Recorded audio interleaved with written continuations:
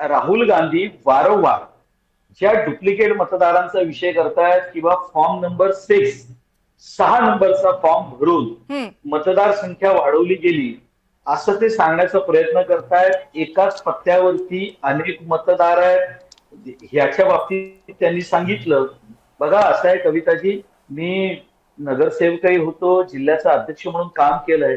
2014, 19 आणि 24 या तीनही निवडणुकांमध्ये मी उत्तर मुंबईतल्या आमच्या या व्यवस्थेमध्ये एका व्यवस्थेतला प्रमुख म्हणून मी काम केलंय. त्या आधारे मी तुम्हाला सांगतो, हम्म. ज्या दिवशी तुमची मतदार यादी प्रसिद्ध होते, हा. ही यादी प्रसिद्ध झाल्यानंतर ती प्रत्येक राजकीय पक्षाला ज्यांची मान्यता आहे हम्म. त्यांना ती यादी देण्यात येते. इन्क्लुडिंग आणि काँग्रेस. ह्यामध्ये कुठलाही इन्क्लुडिंग काँग्रेस. काँग्रेस या देशातलीच आहे. आम्ही अजून त्यांना बाहेरचं मानत नाही. ते म्हणजे आम्हाला त्यांना बाहेरचं दिली गेली मानत असं तुम्हाला म्हणायचंय ना? प्रत्येकाला यामध्ये एक जी सिस्टम आहे निवडणूक आयोगाची, यामध्ये BLA 1, BLA 2 हे अधिकारी नेमले जातात. यामध्ये एक पदाधिकारी तुमचा राजकीय पक्षाचा प्रतिनिधी म्हणून त्या पोलिंग बूथ वरती असतो.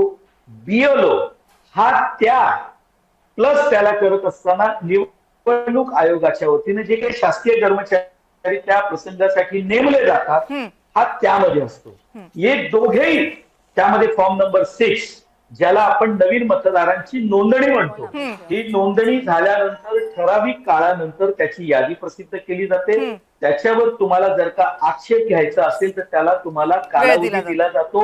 तो आक्षेप नोंदवला जातो. ज्यावरती आक्षेप घेतला जातो त्याला त्याची नोटीस दिली जाते का तुमच्या नोंदणीवर हा आक्षेप आहे, तुम्ही योग्य असाल तर तुमचे कागदपत्र सादर करा. इवन इफ त्याने त्याचं नाव नोंदवताना केलेलं असलं तरी सुद्धा.